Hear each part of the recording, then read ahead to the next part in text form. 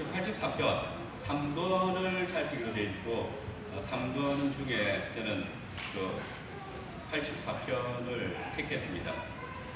택한 이유는 내일하고 똑같기 때문입니다.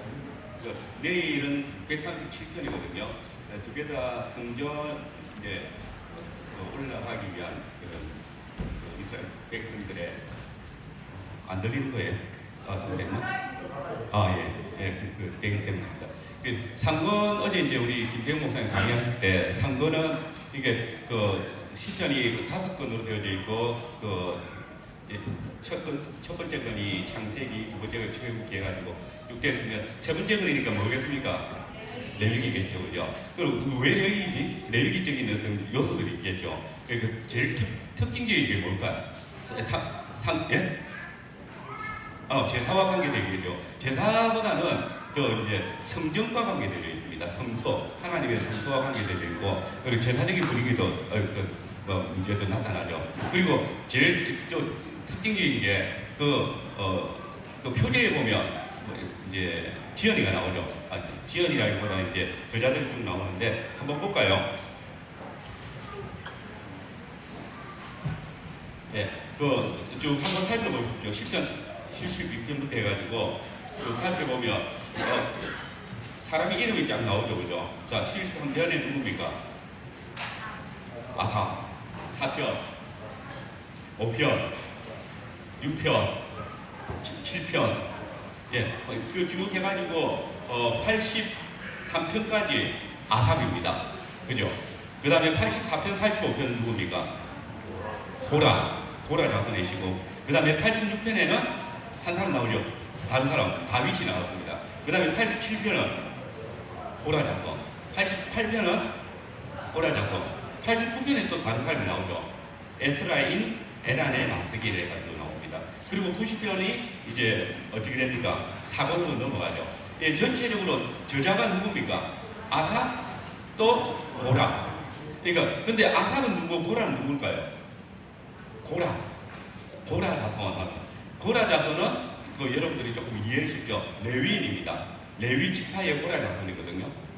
레위인의 고라 자손입니다. 그리고 아삽은 레위인의 나중에 다윗이 성전 제사를 정리할 때에 제도를 마련할 때에 거기에 찬양하는 사람들로 분리될 때 아삽하고 그다음에 헤만하고 또 누굽니까? 다단인가? 다단 아니겠죠. 그리고 어쨌든 찬양하는 사람들은 분류가 됩니다. 그 중에 아삽이거든요. 그래 아삽이 아마 찬양을 주도했던 것 같습니다. 그리고 찬양시를 많이 아삽 지파에서 많이 자손들이 지었던 것으로 보여지거든요. 그렇게 해서 좀 레위인들의 어떤 성전과 관련되어진 성전 제사와 관련되어진 어떤 부분들을 많이 하고 있고 이제 그런 부분에서 이제 어떤 이 레위기적인 요소들이 많이 있다고 볼 수 있는 거죠. 이게 제일 특징적입니다. 그러니까 어제 이제 김태형 목사님 강의하실 때 창세기의 특징이 1권에 많이 나타난다, 2권에 출애굽기 많이 나타난다 다 하고 있지만 제일 특징적인 부분에서 레위기적인 부분들이 가장 강력하게 나타난다 이렇게 볼 수 있을 것입니다. 그리고 우리가 이게 성경에 보면 고라 자손의 시가 제법 나옵니다, 그죠? 고라 자손의 시가 적지가 않습니다. 아삽이 많지만 3권에서는 아삽이 많지만 전체적으로 보면 비슷합니다. 근데 아삽이 그러니까 고라 자손 지은 시가 몇 개나 될까요? 10편에 150편 중에 다윗이 많겠죠. 가장 많겠죠, 그죠? 근데 고라 자손이 11, 12개 이렇게 이야기합니다. 11, 12개. 근데 고라 자손으로 적혀진 것은 12개인데 그 한편으로 그러니까 89편, 88, 89를 한편으로 볼 건가 안 볼 건가 이런 부분에서 이제 하나가 줄어들거든요. 그런 부분에서 이 고라 자손이 시를 많이 지었다라고 볼 수 있는 거죠. 근데 이게 참 재밌는 거예요. 오늘 84편 우리 조금 읽어봅시다. 84편을 이 시편이잖아요, 그죠? 시편인데 한글 성경이 번역이 시편 같습니까? 산문 같습니까? 이게 시 같습니까? 아니면 이게 그냥 산문체 같습니까? 예, 그죠. 시로 번역이 잘 안 됐다 볼 수 있습니다. 그런 부분에서 좀 아쉬움이 있는데 나중에 이거 조금 이따가 이제 한번 불러볼 건데 우리 시편 찬송가에 나오는 시편 84편이죠. 그거 불러보면 오히려 더 이렇게 우리한테 시로 다가올 느낌이 있을 겁니다. 한번 같이 84편 12절이니까 한번 읽어보겠습니다. 네, 고라 자손의 시 인도자를 따라 깃딧에 맞춘 노래 같이 읽읍시다. 천천히. 만군의 여호와여 주의 장막이 어찌 그리 사랑스러운지요. 내 영혼이 여호와의 긍정을 사모하며 쇠약함이 내 마음과 육체가 살아계시는 하나님께 불신나이다. 나의 왕 나의 하나님 만군의 여호와여 주의 제단에서 참새도 제 집을 얻고 제비도 새끼들 보금자리를 얻었나이다. 주의 집에 사는 자들은 복이 있나니 그들이 항상 주를 찬송하리이다 할라. 주께 힘을 얻고 그 마음에 시온의 대가를 있는 자는 복이 있도다. 그들이 눈물 골짜기를 지나고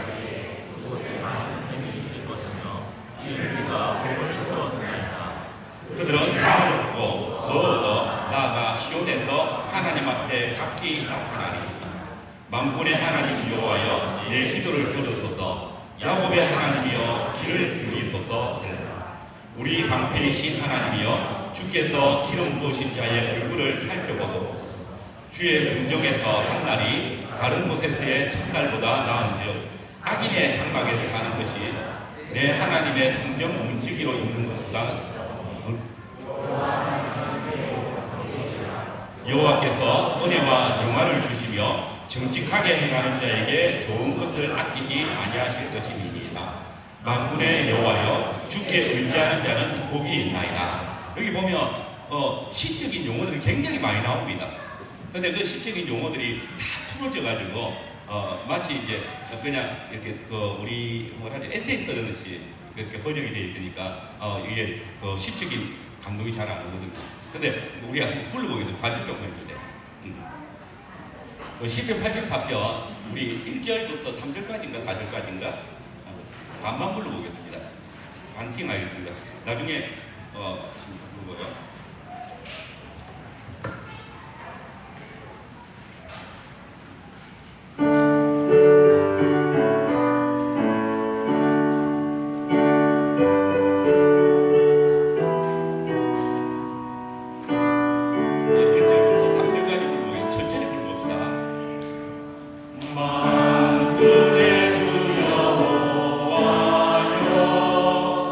주여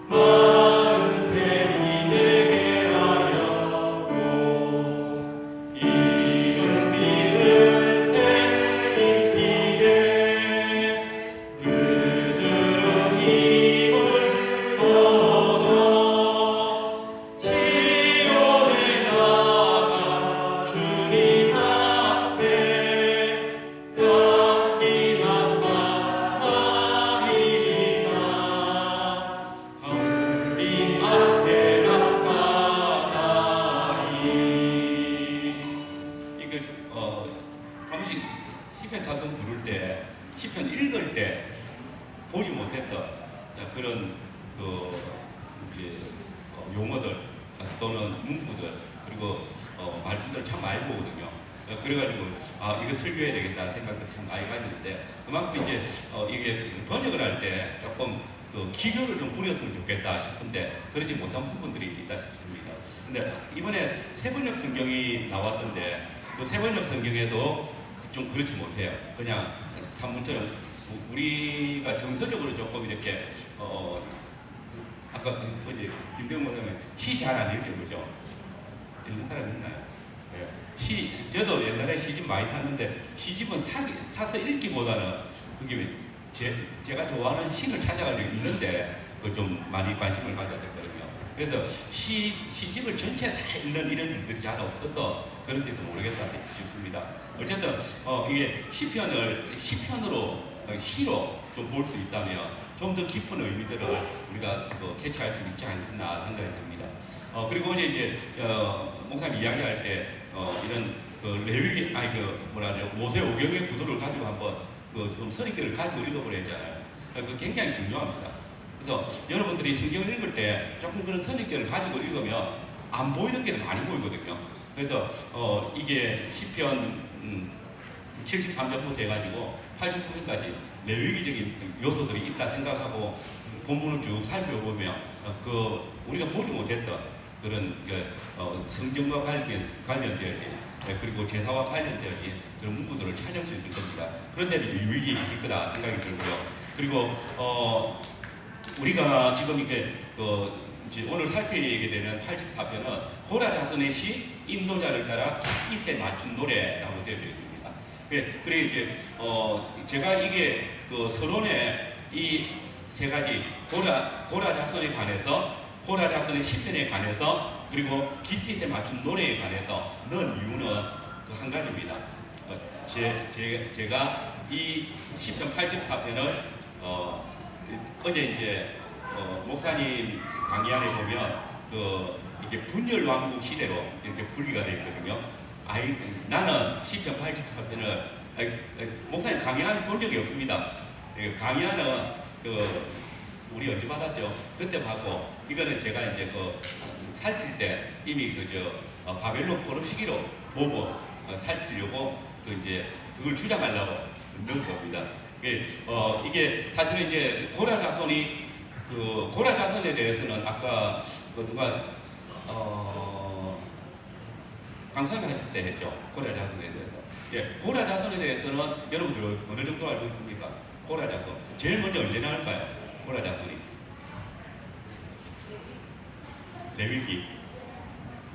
레위기보다 먼저 나오면 어떻게 되지? 먼저 나오진 않아요. 근데 고라 자손이 언제 나오냐면 민수기 16장이 나와요. 그러니까 레위 지파에 대해서는 이야기 나오죠. 민수기 2장에서 나오겠죠. 근데 고라 자손에 대해서 나오는 거는 민수기 16장에 나와요. 근데 민수기 16장의 내용이 뭘까요? 고라 자손의 반역이에요.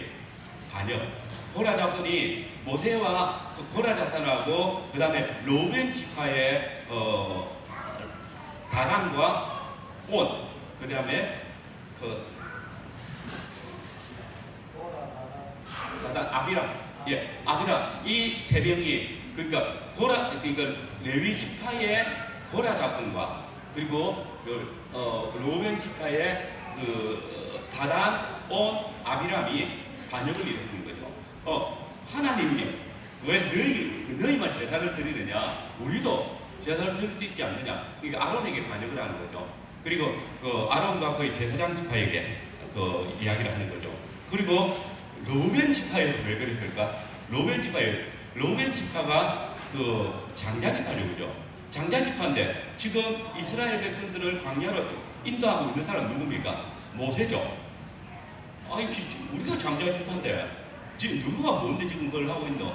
우리가 장자로 해야지 하는 그런 있었고 자기들이 우두머리에 지도자의 역할을 하려고 했는데 그것이 잘못됐다는 것을 하나님께서 보여주신 거죠. 그래가지고 하나님께서 이 반역을 꾀한 이 가족들을 어떻게 합니까? 250명 가량이 반역을 꾀했고 이 사람들에 대해서 하나님께서 어떻게 합니까? 땅이 갈라지게 만들어가지고 다 죽잖아요. 다 다 죽죠. 보면 로벤 지파에서 이 세 가족이 없어집니다. 다단과 온, 아비람이 없어집니다. 읽어볼까요? 민수기 26장 한번 보겠습니다.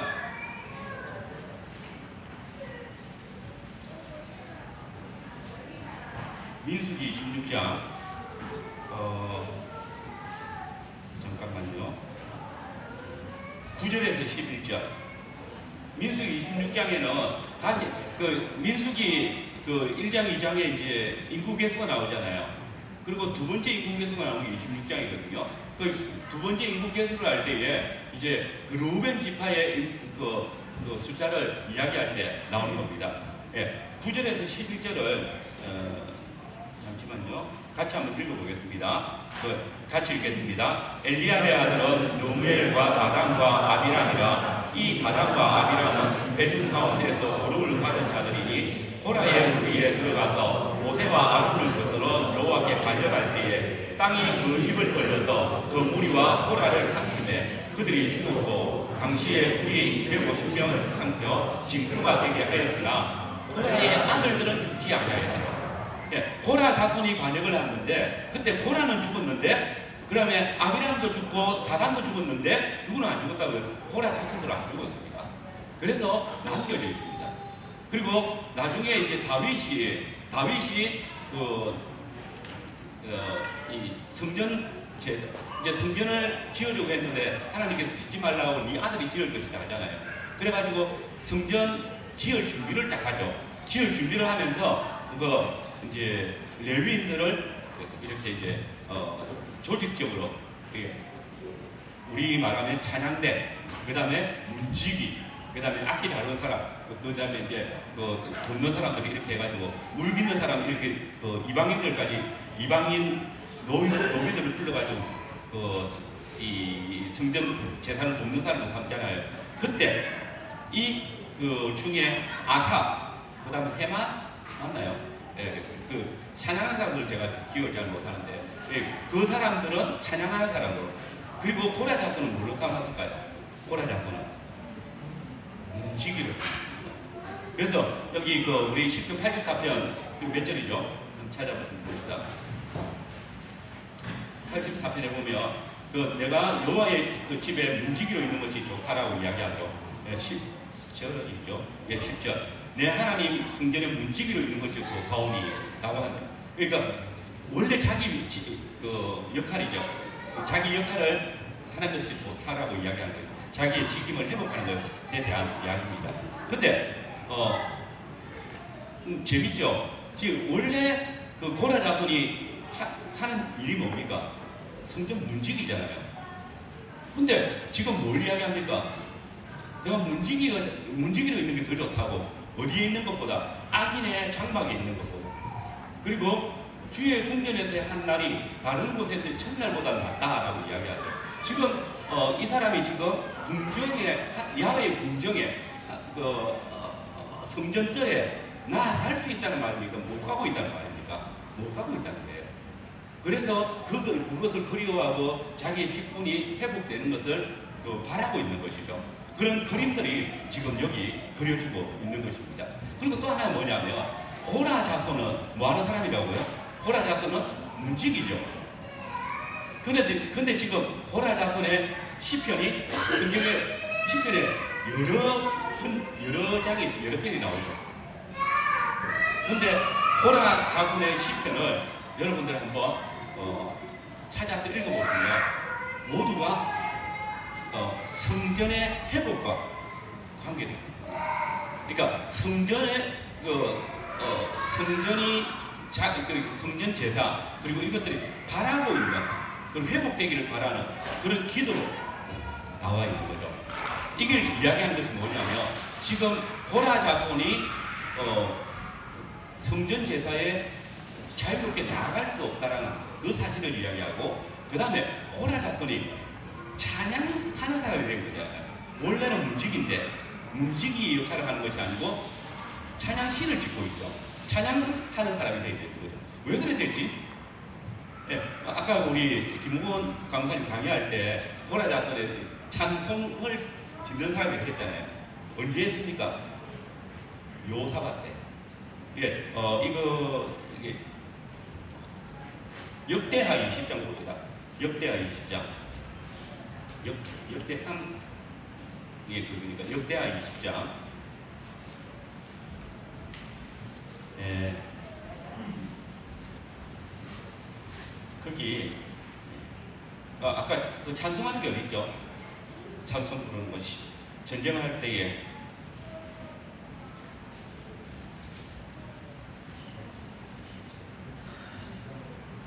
몇 절이세요? 19절요. 예, 그러면 그 앞에 18절부터 19절 읽어보겠습니다. 같이 읽겠습니다. 여호사밧이 목을 굽혀 얼굴에 땅에 대니 온 유다와 예루살렘 주민들도 여호와 앞에 엎드려 여호와께 경배하고 그한 자손과 고라 자손에게 속한 레위 사람들은 서서 소리로 이스라엘 하나님 여호와를 찬송하니라. 예, 이게 그한 자손과 고라 자손을 찬송하도록 만듭니다. 그리고 이게 여호사밧은 이제 그저 훈련하던 중기죠. 그러니까 이때부터 찬송하는 자라고 나오는 것이죠. 그 뒤에 찬송을 했는지 안 했는지 안 나옵니다. 그거는 아삽 자손도 마찬가지고요. 그러니까 아삽 자손이 찬양대로 부르심을 받은 것이 역대상 26장이 나오고 그 다음에 안 나오고, 마찬가지로 고라 자손이 그 문지기로 있던 것이 20장 역대상 26장이 나오고 그 다음에 안 나오고 어디죠? 여기 역대하 20장이 나오는 거죠. 예, 이렇게 되면서 그러면 왜 갑자기 고라 자손이 찬송을 하게 되어졌을까? 그리고 고라 자손은 왜 고라 자손의 신은 왜 성전 회복을 바라고 있을까? 라는 이제 그런 문제점이 생기는 거죠. 그래서 이걸 이제 저는 바벨론 포로 시기로 보는 이유가 거기 있습니다. 그래서 고라 자손이 성전 문지기를 감당하는 자들인데 갑자기 자기가 문지기가 되기를 바라고 있는 것, 그리고 이 찬송을 하는 자고 되어져 있던 부분들 이제 보는 거죠. 그래서 제가 그렇게 보는 입장이 있는 거고요. 그 다음에 이제 깃딧에 맞춘 노래입니다. 예, 이 깃딧에 맞춘 노래가 시편에 세 곡이 있습니다. 세 곡. 깃딧에 맞춘 노래가 시편 8편하고 81편, 84편입니다. 근데 이 깃딧이 뭔지에 대해서는 여러 가지로 설이 있습니다. 깃딧이 뭔지 모르니까. 근데 깃딧에 맞춘 노래들은 하나의 통일된 주제가 있습니다. 그건 뭐냐면 초막절입니다. 초막절. 그러니까 나팔절부터 초막절까지 의 내용이 나오는 거죠. 우리 시편 8편 한번 볼까요? 시편 8편.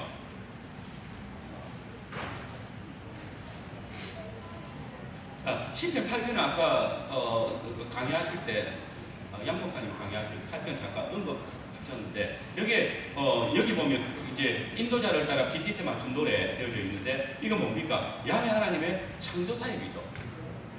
창조 사역에 대해서 노래하는데 하나님의 지으신 이 만물의 아름다움을 찬송하고 있는 것인데 하나님의 집의 아름다움을 노래하고 있는 것입니다. 그리고 81편 한번 봅시다. 81편. 예, 거기도 아사벳이 인도자를 따라 깃딧에 맞춘 노래 되어져 있는데 여기는 뭐냐면 3절을 한번 보십시오. 예, 2절에 보면 실을 읊으며 소굴을 치고 아름다운 수금에 비파를 아우르지어다 하면서 3절 읽어봅시다. 초하루와 보름과 우리의 명절에 나팔을 불지어다. 이 초하루는 언제일까요? 예, 이게 7월입니다. 7월 초하루. 그러니까 거기 보면 우리의 명절이 나오죠. 초하루 명절, 초하루의 명절이 있는 거하고 보름의 명절이 있는데 그 달이 있는데 그게 언제냐면 이 7월이거든요. 근데 7월 초하루는 뭐 하는 날일까요? 네. 그럼 레위기 찾아야 됩니다. 레위기 23장.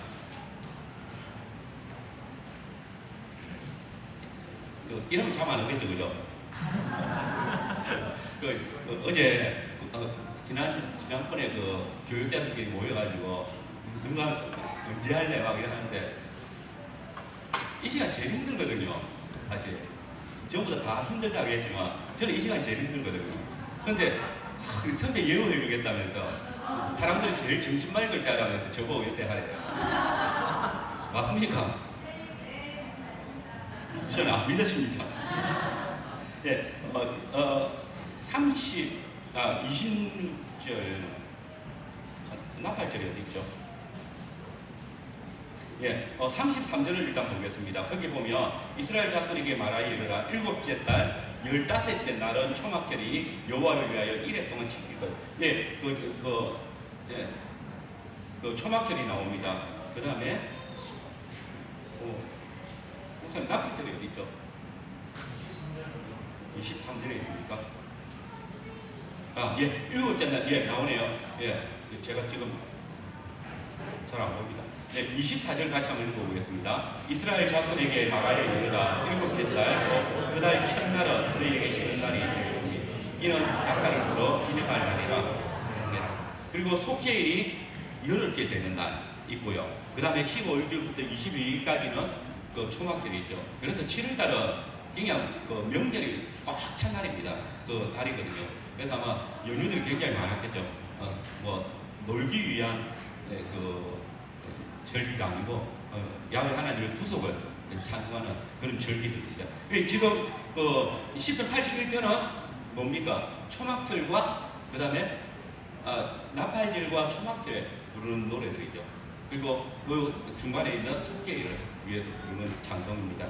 그리고 그 84편이 뭐냐면 우리가 이걸 이제 하나님의 성전으로 나아가기 위해 성전을 사랑하면서 그 성전에 나아가기 위해서 막 그 바라보는 그런 진짜 왕국 시대의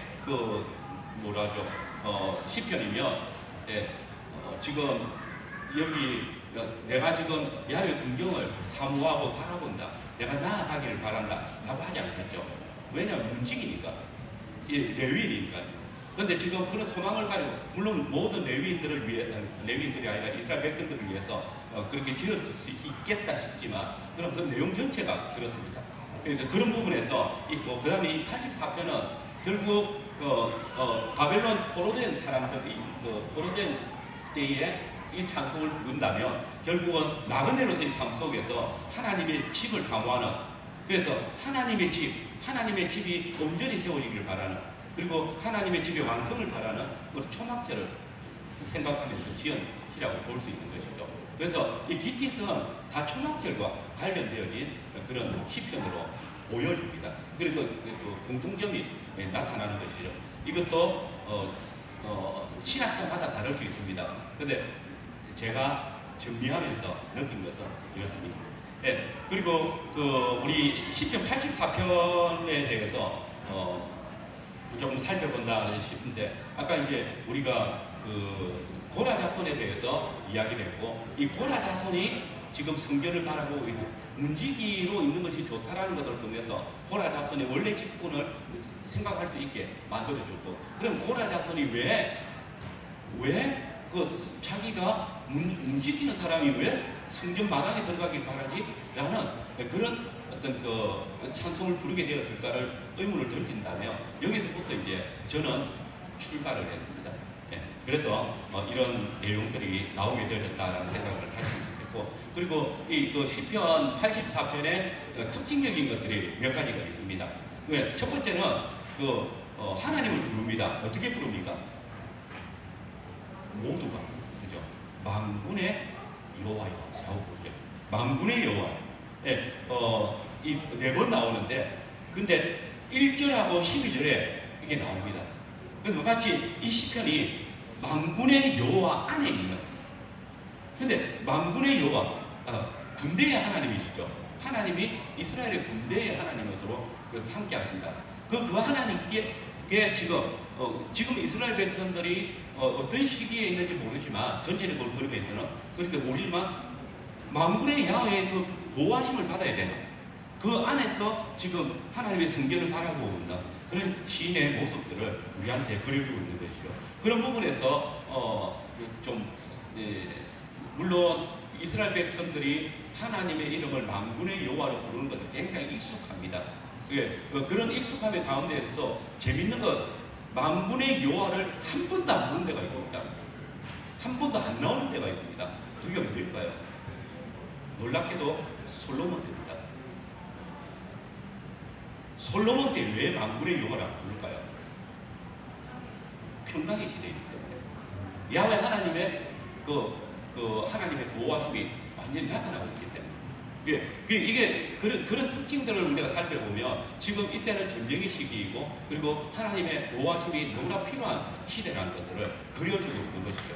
그런 부분에서 우리가 조금 한번 더 살펴보는 여지가 있는 것입니다. 평안할 때가 아니라 전시와 같은 아주 급박한 시기에 있기 때문에 이렇게 만군의 여호와를 부르게 되죠. 우리가 기도할 때 전능하신 하나님 아버지 하면 뭐가 필요한 겁니까? 하나님의 능하신 그게 우리한테 필요하기 때문에 부르는 거잖아요.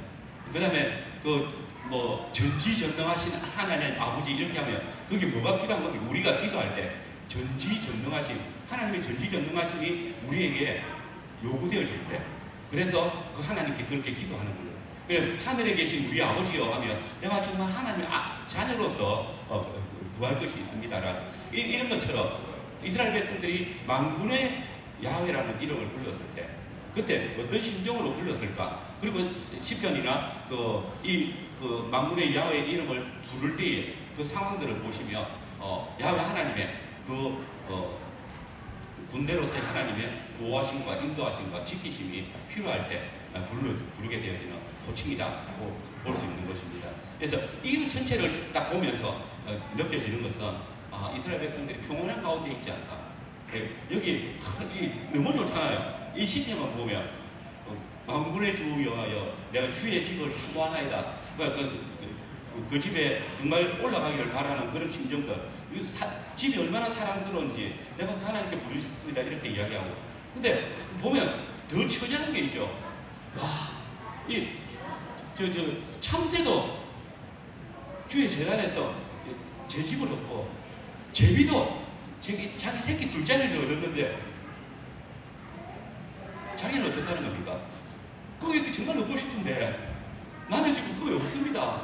나는 그 집에 근처도 못 가고 있습니다. 나도 거기에 좀 있고 싶습니다라는 그런 간절함이 나타나고 있는 것이죠.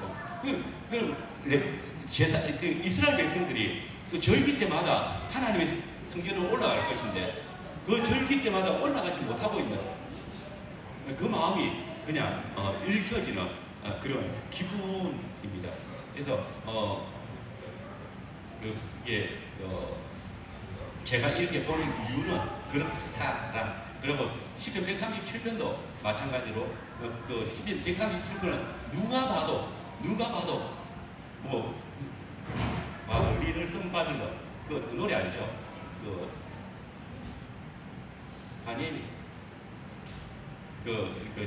유명한 흑인 가수들이 부른 노래 바빌론 강가에서 그 시편 137편 가사 그대로입니다. 똑같습니다. 그걸 그대로 가사에 넣어가지고 불렀는데 우리나라에서 내일 건데 이거 스포인데 그죠? 우리나라에서는 뭐라고 부르는지 알아요?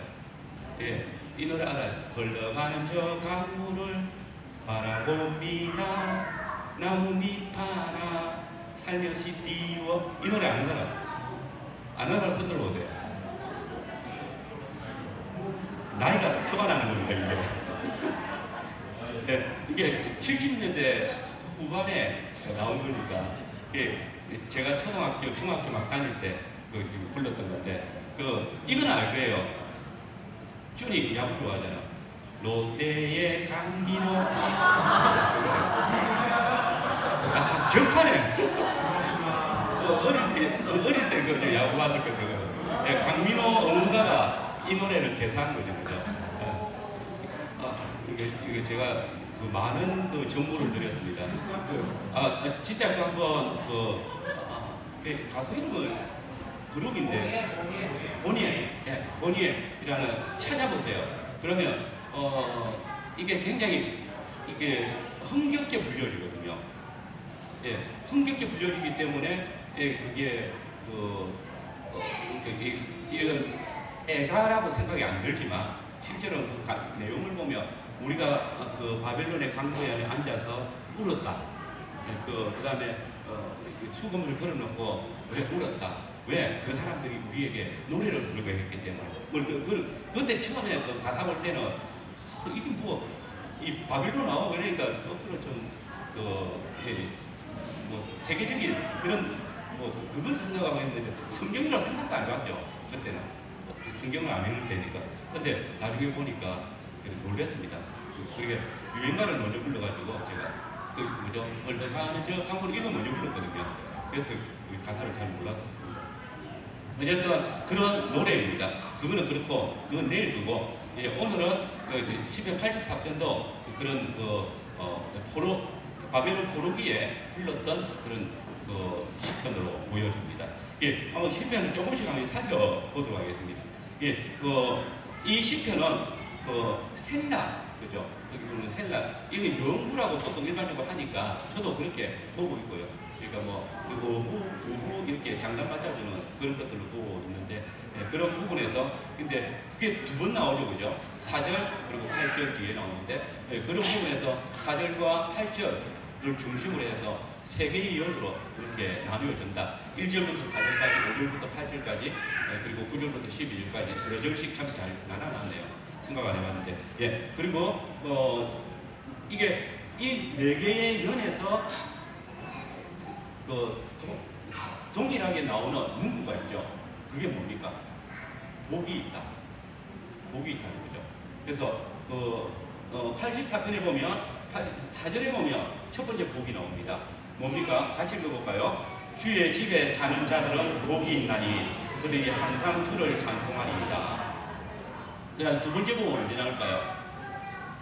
8절에 나올 것 같은데 8절이 아니고 5절에 있습니다. 같이 읽어봅시다. 주께 힘을 얻고 그 마음에 시온의 대로가 있는 자는 복이 있나이다. 네, 주께 힘을 얻고 마음에 시온의 대로가 있는 자는 복이 있다.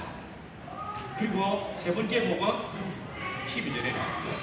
12절 같이 읽어보겠습니다. 만군의 여호와여 주께 동정한 자가 복이 있나이다. 네, 첫 번째는 주의 집에 사는 자, 거하는 자가 복이 있다. 두 번째는 야훼께 힘을 얻고 그 다음에 그 야훼 시온의 대로, 시온이 어딥니까? 시온은 예루살렘 성전이 있는 산이죠, 그죠? 시온산이니까 그 시온으로 나가는 길이 있는 사람 어디에? 마음에. 그러니까 지금 이 그림도 그렇잖아요. 마음에 시온의 대로가 있다. 원래 있잖아요. 그냥 가면 되는 거지. 근데 그 길은 지금은 몸으로 갈 수 없는, 그러니까 마음에 시온의 대로가 있기를 바라. 그래서 항상 꿈에도 막 생각만 해도 시온을 가고 싶은 그 마음들이 여기 애절하게 그려져 있다라고 볼 수 있습니다. 그런 부분에서 이 세 가지 복을 이야기를 하고 있는 것이고, 그리고 이게 저는 개인적으로 정청법적으로 복을 이야기하고 있지 않을까라고 생각을 합니다. 그거는 강의하면서 이야기합니다. 제가 언제까지죠? 7시에 시작이니까 8시 반까지. 네, 이거 왜 제가 안 되면 다음에 제가 책으로 하면 되죠. 네, 그렇게 하겠습니다. 네, 이제 본문 들어가겠습니다. 주의 집에 사는 자는 복이 있다. 우리 문제를 하나씩 풀면서 해보겠습니다.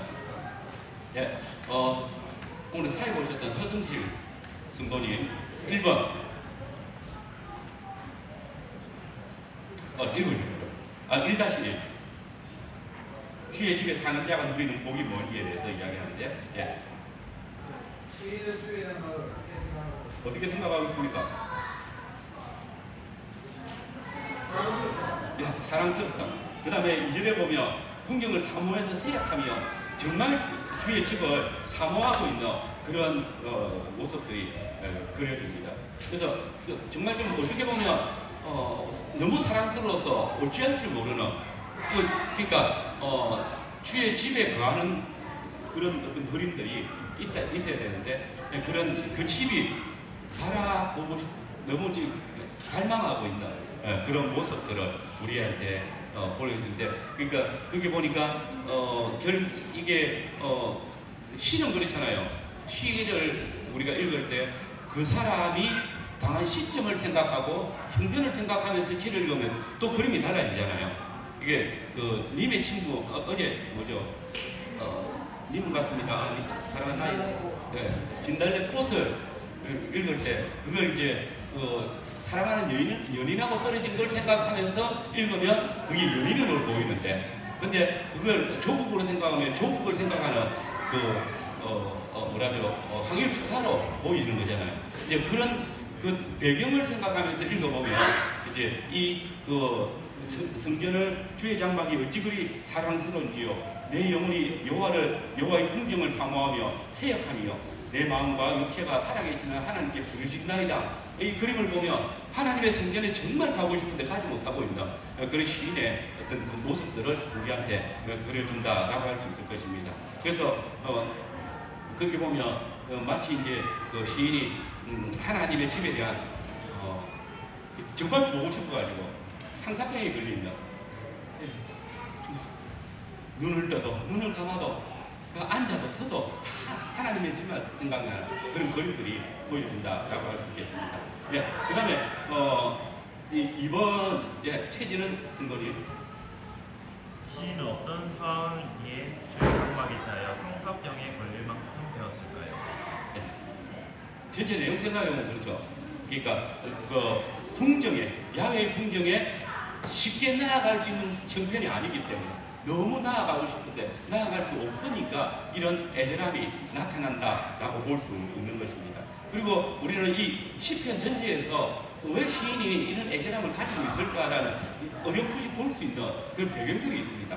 그거 한번 볼까요? 6절을 같이 한번 읽어봅시다. 6절 같이 봅시다. 시작. 그들이 눈물 골짜기로 지나갈 때에 그곳에 많은 샘이 있을 것이며 이런 비가 목을 채웠습니다. 여기 보니까 그들이 지금 5절에 뭐가 있습니까? 5절에 마음에 시온의 대로가 있는 자는 복이 있다 라고 해놓고, 아니 마음에 시온의 대로가 있으면 그 끝난 거잖아요.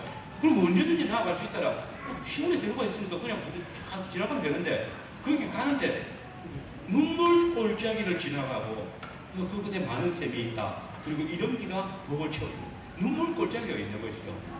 그러니까 물론 이 눈물 골짜기를 어떻게 보느냐에 따라서 다른 시점이 생기겠지만 어쨌든 지금 시인은 거기에 나아가는 것이 굉장히 힘든 어떤 애들함을 가지고 있다라는 걸 보여주는 거죠. 그리고 실제로 이 눈물 골짜기 각주 있죠. 성경에 각주가 있습니다. 이 눈물 골짜기에 각주를 붙여놨거든요. 각주 뭡니까? 뭐라고 해놨습니까? 각주 1번 박하 골짜기. 이게 눈물을 박하라고 하거든요. 그러니까 박하 골짜기, 눈물 골짜기. 근데 이게 실제로 있느냐 없느냐? 없다고 보는 사람들도 있죠. 그런데 어떤 구약학자가 이 박하 골짜기를 이야기하기를 어떤 레바논 사람이 어느 골짜기를 가르치면서 여기가 박하의 골짜기라고 했다. 예, 이거는 누구였죠? 제가 이분 책을 읽으면서 그 골짜기를 박하 골짜기라고 합니다. 근데 그게 어디냐면 이스라엘에서는 이렇게 골짜기 여기 보면 눈물 골짜기를 지날 때에 샘이 있고 그 다음에 이런 비가 복을 채우나 되어져 있잖아요. 이 골짜기가 있는 곳이 많지가 않습니다. 이게 전부 다 이게 뭐라죠? 광야거든요. 물이 흐르는 골짜기가 잘 없습니다. 근데 여기는 물이 흐르는 곳이죠. 많은 샘이 있는 곳이죠. 그러니까 레바논 지역에 있는 헐몬산에서 쭉 타고 내려오는 시온의 대로가 있거든요. 그러니까 예루살렘으로 갈 수 있는 길이 있는데 그 길을 이야기한다라고 보는 사람이 있는 거죠. 이제 그렇게 봤을 때 이것이 예루살렘 인근이 아니고 저 북쪽에서 내려오는 길에 있는 것이다라고 보는 사람이 있습니다. 그런 근거도 여기에 제가 보는 이유도 있습니다. 예, 그 다음에 10절에 한번 봅시다. 10절 우리가 잘 아는 내용이죠. 이거는 같이 봅시다. 주의 궁정에서의 한 날이 다른 곳에 첫날보다 나은즉 악인의 장막에 사는 것보다 내 하나님 성전 문지기로 있는 것이 좋사오니. 예, 지인이 돌아왔는데 상당히 오랫동안 마치 다른 곳에서 첫날 있었던 것처럼. 근데 나는 그냥 하루라도 야훼 궁정에 있고 싶습니다. 들어가고 싶습니다. 라고 하고 있다. 그리고 여기 보면 하나님의 악인의 장막에 사는 것보다 내 하나님의 성전을 움직이는, 이게 나중에 이제 뒤에 나오지만 여기에 이런 구도가 있습니다. 그러니까 이게 그 10절을 보면 주의 궁정에서 한 날이 다른 곳에서 첫날보다 나은저, 이게 하나의 구절이고, 그 다음에 악인의 장막에 사는 것보다 내 하나님 성전 움직이고 있는 것이 조사오니, 이렇게 되어 있는데, 이 문구가, 그러니까 두 번째, 그러니까 후반부가 문장이 바뀌어져 있습니다.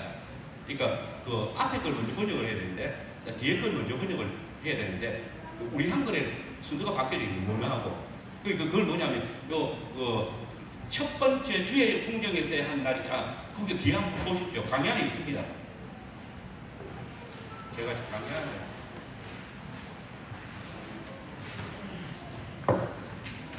10절을 또 해놨죠, 그죠? 네. 거기 보면 그 시인이 주의 집에서 거한 일에 대해서 하면서, 주의 궁정에서 한 날, 다른 곳의 첫날, 악인의 장막에 사는 것, 그러니까 악인의 장막에서 한 첫날 사는 것처럼, 거기서 내가 어떤 복을 누리며 사는 것에 대해서 관심이 없다. 내 하나님 성전 무지개에서 한 날 사는 게 더 좋다. 이런 그 어떤 그림을 우리한테 보여주는 것이죠.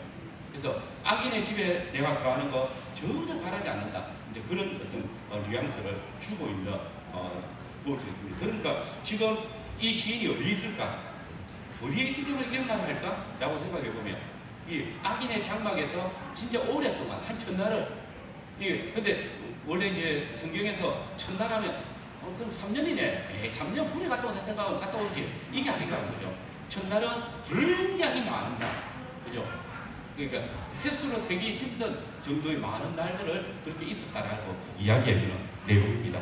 네, 그런 부분들을 지금 가지고 있는, 그래서 이런 걸 생각해 보면 지금 시인은 성전에 쉽게 나아갈 수 있는 그런 환경에 있었다라고 말하고 있다 하겠습니다. 그리고 주의 장막에 대한 그리움은 어떻게 표현되고 있는가 보면 3절에 보시면 나의 왕, 나의 하나님, 나의 만군의 여호와, 하나님에 대해서 나의 왕, 나의 하나님, 만군의 여호와,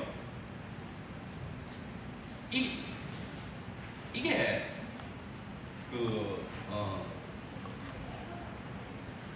부모님이 돌아가시고 부모님이 엄청 그리울 때 어떤 마음이 들겠냐고요. 내가 너무 힘들어가지고 아버지한테, 어머니한테 물어보고 싶고, 그 다음에 내 자기의 얼굴이 보고 싶을 때 그 하나님을 부르는, 부모님을 너무 보고 싶어하는 그런 그림들이 있는 거죠. 당신은 나의 왕이시잖아요. 내 하나님이시잖아요. 그 마구의 하나님, 내가 지금 왜 이런 형편에 있냐? 주의 집에 대한 그 그리움이 이런 어떤 하나님에 대한 애절한 호칭의 변화를 통해서 그려지고 있다고 보겠습니다. 그러면서 하나 말하는 겁니까? 주의 제단에서 참새도 제집을 얻고 제비 새끼도 새끼 둘자리를 얻나이다. 이 그림은 이거 생각해 보세요. 하나님, 누구 하나님인데 당신이 나를 위해서 하셨던 그 하나님의 그 구원의 은혜를 알고 있는데, 하나님께서 우리를 지금 포로에 붙이셨다는 생각해 보면 내 하나님이고 내 왕이시고 날 보호하시는 하나님이신데, 나는 지금 주의 재단을 바라보지도 못하고 있다. 거기에 보면 아니 하나님이 미물이라 생각하시는 그 참새도 봉자를 얻었잖아요. 나도 거기에 내 안식을 누리고 싶다라는 그런 어떤 그림이 그냥 이 시의에서 묻어 나온다라고 느껴지는 것이죠. 하나님의 택한 백성임에도 불구하고 하나님은 섬기도록 부르심을 받은 레위인임에도 불구하고 하나님의 집을 가까이 할 수 없는, 성전에서 안식을 누리지 못하는 그런 시인의 안타까움이 이 시편에 이런 표현들을 통해서 그려지고 있다라고 여겨집니다. 그래서 전체를 보면 이방에서 나그네로 살아가고 있는 이 시인의 어떤 그래서 하나님이 이거 한번 생각해 봅시다. 지금 하나님이 어디 계실까요? 지금 이스라엘 백성들이 바벨론의 포로로 가 있다 하면 하나님 지금 어디 계실까요? 그렇죠. 바벨론에 계시잖아요.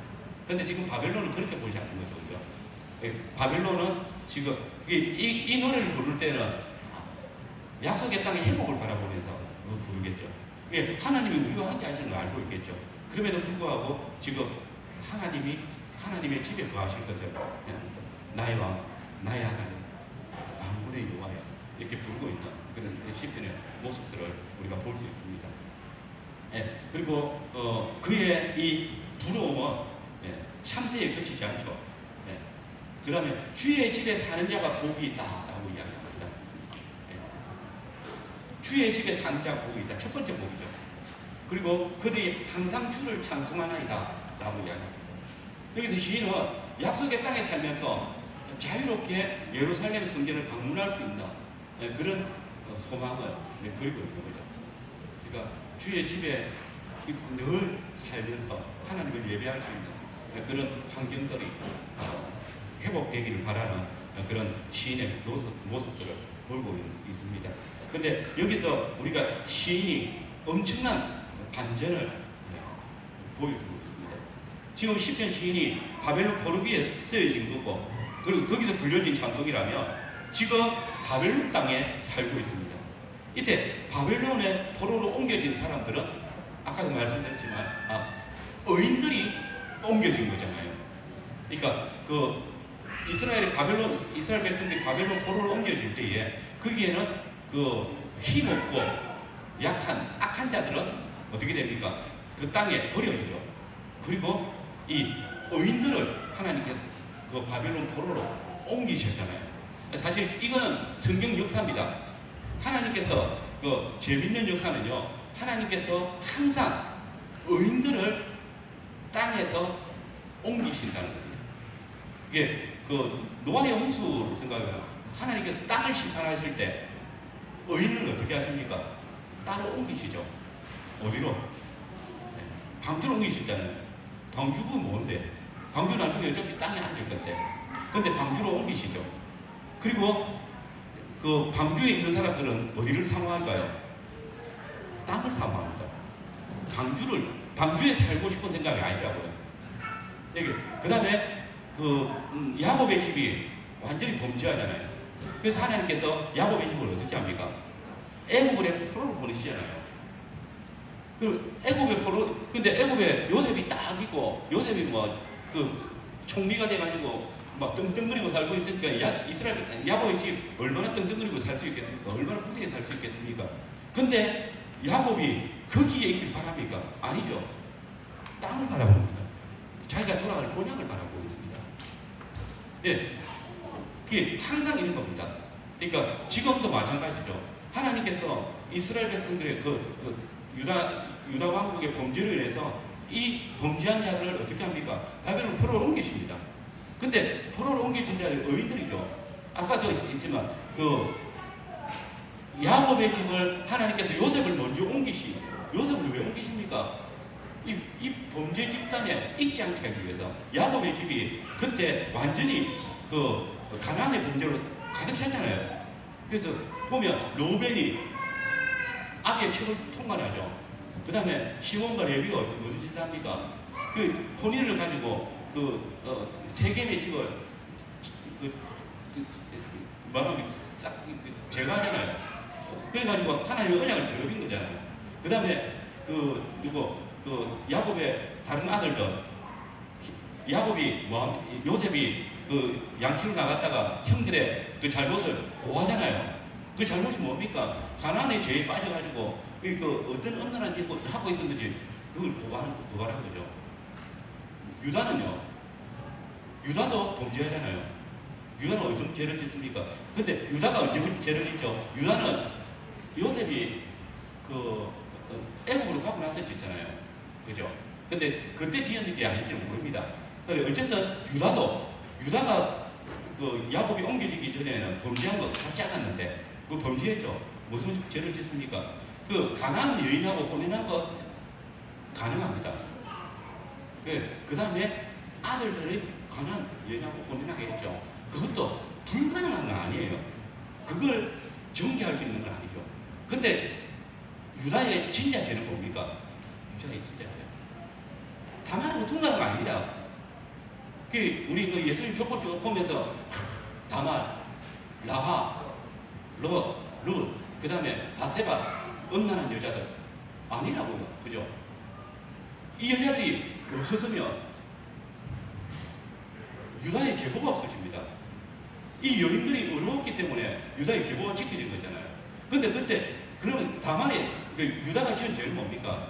다말이 하나님의 언약을 생각하면서 언약의 구성을 이어가기 위해서 들어갔는데 유다는 임신했다는 것 때문에 죽이려고 하잖아요. 근데 다말이 정도를 딱 가지고 오니까 뭐라 합니까? 저가 나보다 옳보다 어렵도다. 저가 의인이다. 내가 죄인이다. 유다는 범죄한 거죠. 하나님의 언약을 지키려고 생각 안 했다는 거잖아요. 이 그림이 있는 거죠. 그래가지고 하나님께서 이 야곱의 집을 지키시기 위해서, 가나안의 죄악에서 지키시기 위해서 옮기신 거잖아요. 그게 아브라함 언약이잖아요. 아브라함에게 창세기 15장에 아브라함에게 하나님이 나타나셔가지고 네 후손이 4대 동안 이방에 객이 될 것이다. 거기서 그들이 다스림을 받다가 이 땅에 다시 돌아올 것이다. 라고 했던 언약이 거의 이루어지는 거잖아요. 하나님께서 왜 그렇게 옮기시겠습니까? 여기가 더러워져가지고 죄악이 가득하니까 여기서 지키시기 위해서 옮기신 거. 똑같이 하나님께서 지금 유다의 의인들을 바벨론으로 옮기시는 거죠. 옮기셨다가 그러면 옮겨졌으니까 거기 떵떵거리고 살면 좋죠. 그래서 바벨론에 얼마나 살기 좋습니까? 성공한 사람들도 있잖아요. 우리 잘 아는 사람 느헤미야, 에스라, 느헤미야 이 사람들 성공한 사람들이잖아요. 좀 하여튼 높은 지위에 올라가지고 근데 그 사람들 돌아온다고요. 왜 돌아오려고 하겠습니까? 의인들은 하나님의 성전을 사모하는 사람들은 하나님의 주신 땅으로 돌아오는 거죠. 그 땅으로 돌아오기. 지금 이 시인이 하나님의 의를 알고 있기 때문에, 하나님께서 주신 언약을 알고 있기 때문에 그 땅으로 돌아가는 것들을 지금 소망하면서 이 노래를 부르고 있는 것입니다. 네, 시인이 정말 살아가고 싶은 집은 여기가 아니라 성전이다라고 이야기하는 거죠. 그리고 2절에 주의 집에 사는 자들은 누구일까 생각해 보면, 시인은 2절에서 내 영혼이 여호와의 풍경을 사모하며 새약하며 내 마음과 육체가 살아계시는 하나님께 부르신다이다 라고. 비록 지금 시인이 이방에 살아가고 있지만, 이방 왕의 통치 아래 살아가고 있지만, 다른 신을 섬기고 있는 이 이방 땅에 살고 있지만 마음에 계시는 분은 누구신가? 야훼 하나님이시다는 것을, 살아계신 하나님, 그분이 나의 왕이시고 그분이 나의 중심에 있는, 나의 마음의 중심에 내가 항상 가고 싶은 집이라는 것들을 지금 주의 집에 사는 자들, 마음에 시온의 대로가 있는 사람들은 어디에 살겠습니까? 항상 하나님의 집에 사는 거죠.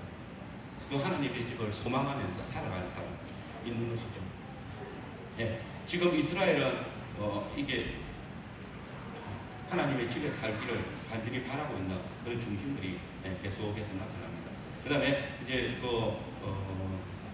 3번에 5번입니다. 예, 당신은 정말 하나님의 집에 거하는 것이 복되다고 생각합니까? 하면서 제가 뭐라고 하겠습니까? 마리아와 마르다 중에 누가 주의 집에 거하는 자인가 질문했습니다. 예, 지금 마르다와 마리아가 이 사건은 기억나겠죠, 그죠? 마르다가 예수님과 그의 제자들을 접대하기 위해서 집에 초대를 했죠.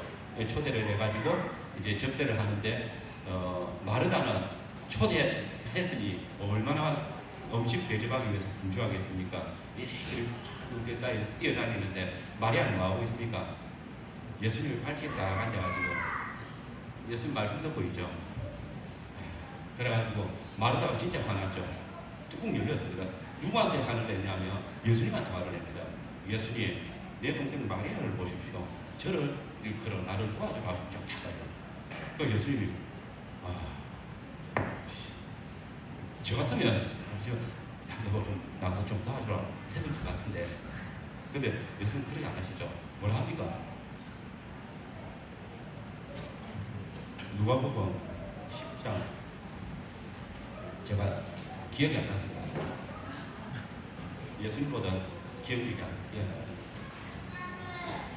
30.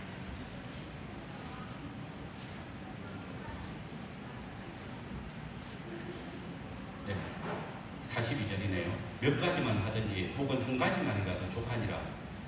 마리아는 이 좋은 편을 택하였으니 빼앗기지 않다니라. 마리아가 지금 하고 있는 건 뭡니까?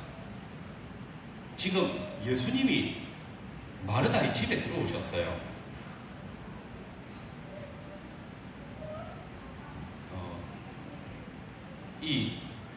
누구죠? 시인이 고라자손이 지금 마음의 시온의 대로를 가지고 하나님의 성전을 바라보고 있어요.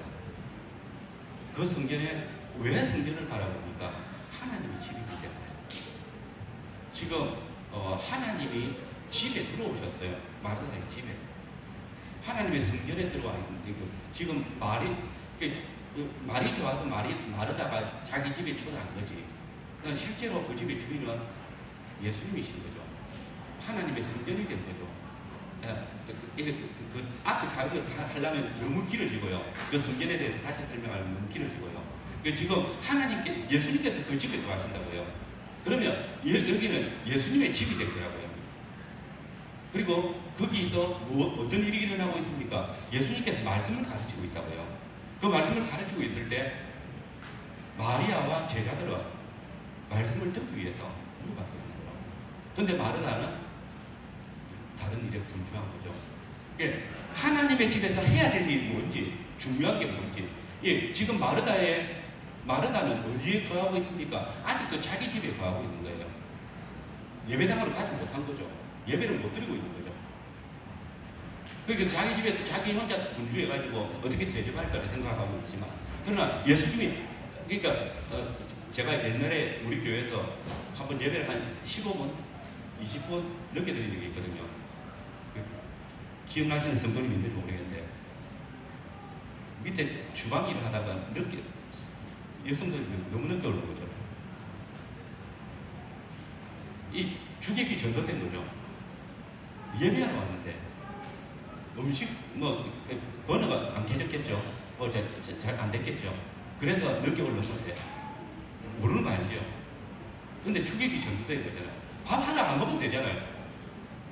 안 되나? 눈치가 보이는데, 어쨌든 그게 중요한 게 아니죠. 우리가 왜 왔는지, 여기에 왜 모였는지, 왜 우리가 교회로 모였는지에 대한 그 생각이 미치지 못했던 거죠. 그러니까 우리가 예수님께서 우리 집에 왔다 했을 때, 하나님의 집이, 내가 하나님의 집에 거한다고 한다면, 거기에 하나님이 내가 해야 될 일이 더 중요한 거죠. 하나님과 나의 관계. 그 예배를 중요하게 여기게 되는데, 그 부분을 살피지 못했어요. 우리가 막 여행 갔다가 타보면서 집에 여행 갈 때 음수로 들떠가지고 막 그림을 그려서 와 이게 끝으로 행복할 것 같다 하면서 여행 막 하고 돌아올 때는 뭐합니까? 집이 제일 낫다. 왜 집이 제일 낫습니까? 거기에 안식이 있기 때문에, 거기에 내 가족들과 함께 쉴 수 있는, 그리고 참된 평안이 있기 때문에 그렇잖아요. 하나님의 집에, 우리가 하나님의 자녀로서, 하나님의 백성으로서 하나님의 집에, 하나님의 나라에 있는 것을 가장 좋다, 가장 편안하다, 가장 기쁘다라고 할 수 있는 그 마음들이 우리한테 있다는 것이죠. 이게 예배에서 항상 나타나야 된다라고 할 수 있는 것이죠. 그런 부분들을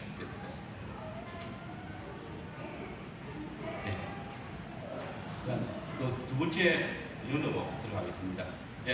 제가 문제 읽으라 하니까 좀 제가 자꾸 늦어진 것 같아가지고, 두 번째, 주께 힘을 얻고 마음에 시온의 대로가 있는 자를 복이 있다라고 했습니다. 5절에 보면 시인은 4절에서는 누가 복이 있다 했습니까? 주의 집에 사는 자가 복이 있다. 그리고 그는 항상 주를 찬송할 것이다 라고 했습니다. 그런데 5절에서는 주께 힘을 얻고 그 마음에 시온의 대로가 있는 자가 복이 있다 라고 이야기합니다. 주께 힘을 얻는다. 주께 힘을, 이게 새로 번역하면, 그러니까 원어 그대로 직역하면 주 안에 힘을 얻는 자, 이런 뜻입니다. 주 안에 있기 때문에 힘을 얻는다라는 그런 의미입니다. 이 말은 결국 주님 밖에서는 힘을 얻을 수 없다는 것이죠. 그러니까 주님이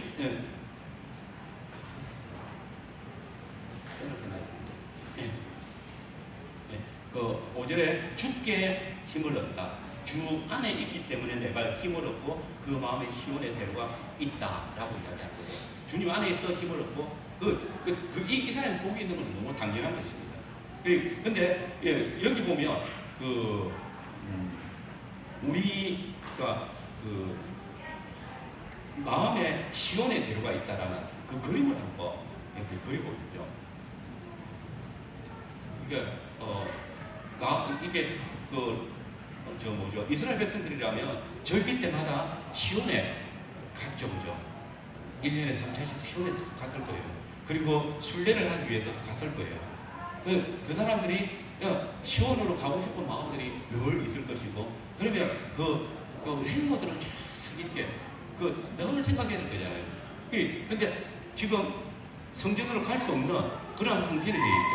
그러니까 절기가 탁 되어지면, 초막절 절기잖아요. 나팔절, 속죄절, 속죄일, 그 다음에 초막절, 절기가 쫙 모여 있는데, 그때 얼마나 그리웠겠습니까?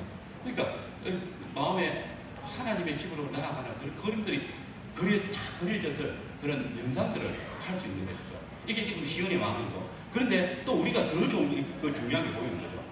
그러니까 마음에 시온의 대로가 있다는, 그러니까 항상 하나님의 집을 그리워하는 그 중심이 이 시인에게서 나타나고 있는 그런 모습이죠. 마음의 시온의 대로. 이거 하면서 느껴진 게, 우리 중고등부 아이들이 예배 드리는 데 대해서 이런 그림들이 있는가? 예배 나온, 그러니까 주일이 기다려지고 주일 예배에 가고 싶었나? 그러니까 지난주 예배를 어떻게 들었다, 그때 너무 행복했다, 기뻤다, 이런 것들이 있는가라는 그 궁금함이 느껴졌어요. 하영이, 제가 늘 하영이를 제일 먼저 지목합니다. 이런 마음들이 우리 자녀들한테 좀 있으면 좋겠다는 생각이 드는 거죠. 그래서 진짜 하나님의 집, 하나님의 성전으로서 예배에 나아가는 우리의 마음 속에 그 마음에 예배를 향한 시온의 대로가 있는 거다. 그리고 이 마음을 탁 먹고 그 다음에 딱 하나 넘어가니까 내가 내 마음대로 성전에 나아갈 수 있다 라는 생각이 드는 거죠. 내가 내 마음대로 하나님을 예배할 수 있다. 내가 마음 정하면 예배할 수 있는 사람인가? 어제 오늘 강의지 보냈는데, 우리 임의로 하나님께 나아갈 수 없잖아요. 하나님께 나아갈 수 있는, 하나님께서 우리를 불러주셔. 하나님 우리가 택하면서 하나님께 나아갈 수 있고, 또 특별히 이 시온의 대로가 있는 사람, 그러니까 왜 시온의 대로가 있겠습니까? 그 사람에게 그게 하나님의 택한 백성이고 하나님을 예배하는 사람이기 때문에. 근데 이 시온의 대로가 무엇일까요? 생각해보면 우리가 하나님께 나아갈 수 있는 유일한 통로가 뭐예요? 예수님이시다. 이 시온의 대로를 시인이 나는 시온의 대로를 가질 거야 마음에 상상한다고 되는 거예요. 마음의 시온의 대로를 가지게 하시는 거예요. 하나님께서 그 마음의 시온의 대로를 우리에게 심어주셨다면, 그 시온의 대로, 우리가 지금 예수님을 내 마음으로 내가 임의로 믿어가지고 하나님께 나아갈 수 있는 게 아니잖아요. 주의 성령께서 우리 예수 그리스도를 구주로 믿게 하시고 우리로 하나님의 자녀가 되게 하시고 하나님이 우리를 택하여 주셨기 때문에, 내게 믿음을 선물로 주셨기 때문에 그게 가능할 수 있는 거예요. 그러니까 구약의 백성들이 시온의 대로를 그린다는 그 마음의 시온의 대로를 그리고 있는 사람들이라면 하나님 택한 백성이기 때문에 하나님을 향한 언약의 소망을 가지고 있기 때문에 가능한 것이죠. 마찬가지로 지금 오늘 우리가 성도들이 이 마음에 그 시온의 대로가 없다면, 사실 이게 원어를 보면 이 시온의 대로가 아닙니다. 이게 순례의 길입니다. 그냥 술래기. 근데 이거 영어 번역에 시온에 그 대로가 있어요. Fire of Sion 돼 있어요. 사이언이죠. 예, 돼 있는데 그렇게 번역한 성경을 우리가 받았기 때문에. 근데 킹제임스 버전에서는 그냥 순례자의 기록이 되어 있습니다. 근데 어디로 순례하는 겁니까? 시온으로 향하는 거죠. 그 시온으로 향하는 마음이 있는 사람들. 그 마음에 시온을 향하는 사람들이라면 그는 의인이죠. 하나님을 사랑하는 사람이죠. 하나님을 예배하기 위해서 마음을 다하는 사람이죠. 오직 의인은 야훼 회중에 속하죠. 의인이기 때문에 가능한 거죠. 하나님께서 어렵다 해주셨기 때문에 의롭다 칭하여 주신 자들이 우리가 동일하게 시온의 대로를 가졌다. 우리 안에 예수 그리스도를 구주로 믿는 사람들이 많이 있기 때문에 그래서 시온의 대로 이 마음에 시온의 대로를 가졌다는 것은 오늘 우리가 하나님께 나아갈 수 있는 하나님의 궁정에 나아갈 수 있는 유일한 통로이신 예수 그리스도를 우리가 구주로 믿어도 그렇기 때문에 이 마음이 가능하다라고 여기 볼 수 있는 것이죠. 이제 그런 부분에서 우리가 참 우리가 가질 수 없었던 것들을 가지게 되어졌다는 그 기쁨이 우리한테 좀 풍성했으면 좋겠다라는 생각이 듭니다. 그리고 예배에 나올 때 내가 예배로 나온 어떤 때는 참 힘들기도 지치기도 하고 어제 막 밤새가 공부하고 다음 주에 시험이기 때문에 힘들 수 있어요. 그리고 뭐 어제 오랫동안 작업을 했기 때문에 힘들 수도 있고 그런데 그런 그리움 주일이 그리워지고 주일이 정말 기다려지는 그게 죄송한데 저는 있었거든요. 저는 아마 학교 공부를 못하니까 학교 가면 힘드니까 아마 그랬겠죠. 근데 주일이 정말 그리웠거든요. 주일을 가면 어쨌든 사람들이 저를 반겨주니까 저를 좋아해 주니까 그랬겠죠. 근데 우리가 참 이게 하나님의 예배 자리에 나가는 것, 하나님의 보좌 앞에 나가는 것, 그리고 예배 안에서 성도들과 교제하는 것, 그리고 성도들 만나고 함께 예배할 수 있는 그 기쁨이 우리한테 있었으면 좋겠다. 특별히 제가 왜 중고등부 아이들 하냐면 요즘 아이들이 너무 바쁘고 지치니까요. 공부에 지치 물론 이제 그렇지 않는 이제 홈스쿨 하시는 분들은 조금 더 나을 수 있겠지만 이제 그런 부분에서 그런 마음에 들어가지고 이 생각도 좀 많이 하게 되어졌습니다. 제가 봐요. 제가 원고를 잘 준비 안 하면 말이 많아지거든요. 그래서 길어져가지고. 어쨌든 우리 안에 이 시온의 대로, 그러니까 우리는 예수 그리스도를 구주로 믿는 사람이기 때문에 시온 대로가 있다는 거거든요. 그래서 항상 하나님의 집을 향하는 그런 중심들이 늘 있었으면 좋겠다라는 생각이 듭니다. 그리고 시온의 대로가 있다라는 말이 사실은 평탄한 길이 아닌 걸 우리는 그 뒤에서 보잖아요. 그 길을 지나면서 보니까 눈물 골짜기가 있었다. 예, 이 눈물 골짜기가 그냥 이제 아까의 박하 골짜기, 그래서 바벨론에 있는 어떤 그 골짜기일 수도 있지만 실제로 이것이 눈물 골짜기로 이름했던 이유가 뭐겠습니까?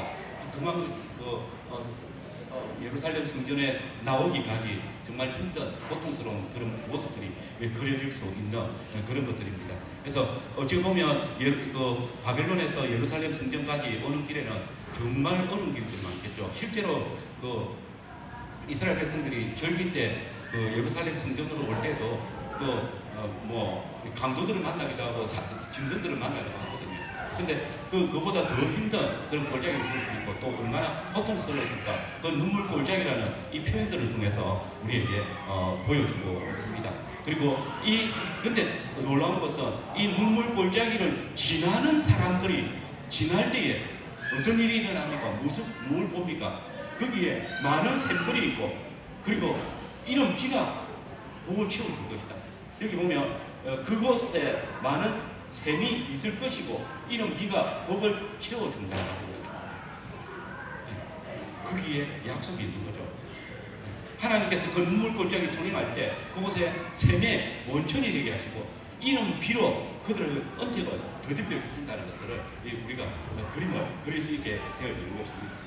그래서 그 눈물 골짜기를 막 거니는 그 광야의 길을 쭉 걸어오면서도 항상 기뻐할 수 있고 또 두려워하지 않는 이유는 이 하나님의 약속이 있고 그 하나님께서 거기에 우리가 광야를 걸을 때 맑은 샘을 주셨던 그리고 거기에 이런 비가 이게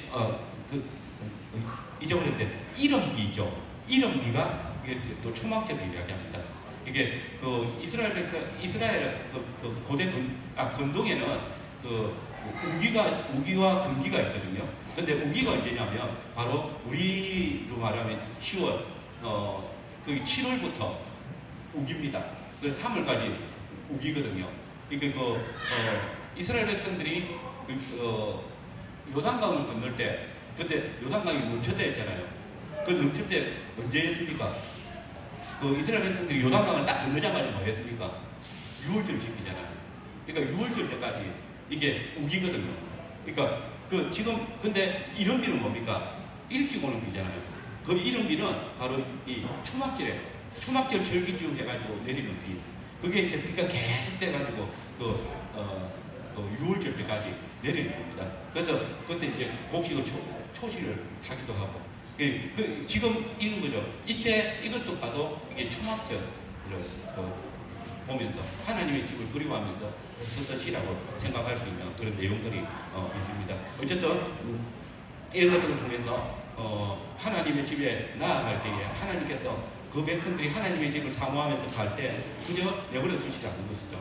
그래서 지키시고 보호하시고 또 필요한 것들을 공급하시는 하나님의 놀라우신 은혜들을. 그러니까 이스라엘 백성들이 출애굽의 역사를 생각하면서 지금 약속의 땅에 다시 약속의 땅에 돌아갈 것을 생각한다면 이 그림이 너무나도 명확하게 보여줄 수 있는 그 백성들의 모습들을 우리한테 주고 있습니다.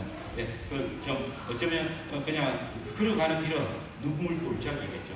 계속 눈물 골짜기지.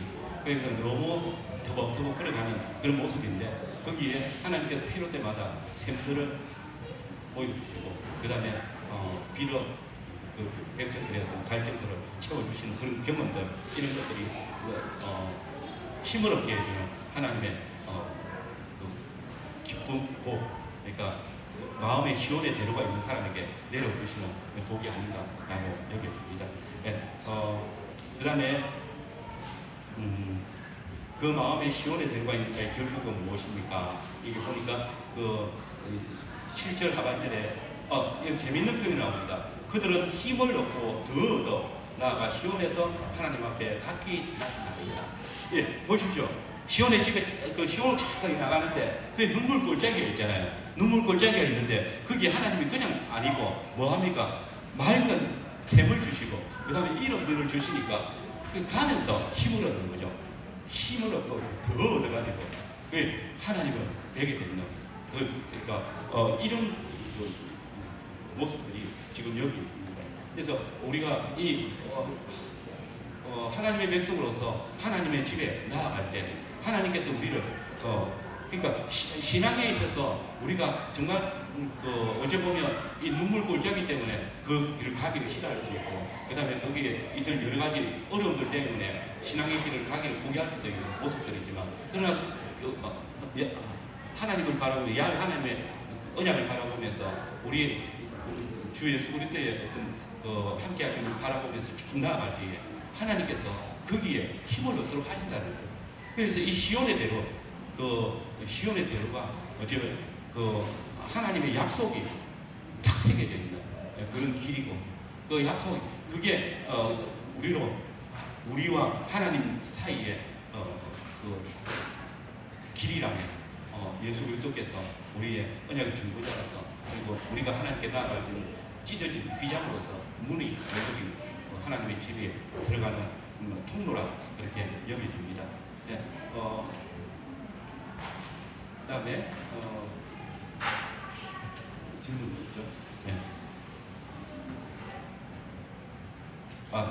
그 6번 주께 힘을 얻고 더 얻어 시온의 대로를 걸어 주의 성전에 나아가지만 그 길을 걸을 때 눈물 골짜기로 걷기도 할 겁니다. 10편 42편에 고라 자손이 눈물을 흘리는 이유는 무엇이고 또 이 눈물을 닦아줄 자는 누구일까요? 라는 질문입니다. 이게 뭐 답은 너무나도 잘 나와 있는 내용입니다. 그래서 제가 이 시온의 대로를 걸어갈 때에 사실 눈물 골짜기가 있다는 것, 그거는 우리가 우리의 신앙의 길을 걸어오면서 충분히 아마 느꼈을 것입니다. 유대인들이 하나님의 집에 나아가기 위한 그런 사랑과 관심들 그리고 열정들을 가지고 있지만 거기에 그 길을 참 저하게 만드는 그런 상황들이 적지 않을 것이고, 그걸 바라볼 때마다 눈물 골짜기도 느껴지겠지만, 그러나 거기에 하나님께서 또한 약속들이 새겨져 있죠. 내가 많은 산이죠. 많은 샘들을 줄 것이고, 그리고 이런 비로 너희를 내리게 할 것이다라고 약속하신다면 그 길을 걸어가는데 좀 더 기쁨 가질 수 있을 것이고, 그리고 이 눈물 골짜기, 결국은 이 눈물을 닦아주시는 거잖아요. 하나님께서 닦아주시는 거죠. 네, 나중에 요한계시록 7장이나 21장에 보면 누가 우리의 눈물을 닦아주시는가? 결국 예수 그리스도께서 우리의 눈물,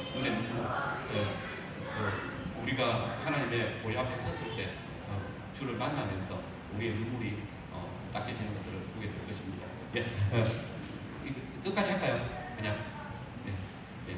그 다음에 이제 주를 의지하는 자에게 임하는 복이죠. 시인은 하나님을 무엇에 비유하고 부릅니까? 이게 여기 보니까 이 세 번째 연에서는 하나님을 우리의 방패시다라고 이렇게 소개합니다. 이 방패 생각하면 이제 우리 막아주시는 그런 것들로 생각이 됩니다. 그래서 아마도 그런 부분이 되겠죠. 우리가 하나님의 언약을 믿고 기도할 때에 우리를 지켜주시고 보호해 주시는 그 하나님의 힘, 그다음에 하나님의 해주시는 그 안식들을 노래하는 것이다라고 여겨집니다. 그래서 그리고 우리에게 이런 이스라엘 백성들이 우리의 방패라고 했을 때 야훼 하나님이 우리의 방패시라면 지금도 우리에게 방패가 되시죠, 그죠? 그래서 제가 시편 로마서 8장을 여기 인용을 해놨는데 그거 하나님께서 어떻게 우리의 방패가 되시는지 한번 보도록 하겠습니다. 네, 로마서 8장 31절에서 39절까지 우리 같이 읽어보겠습니다. 같이 읽겠습니다. 그런즉 이 일에 대하여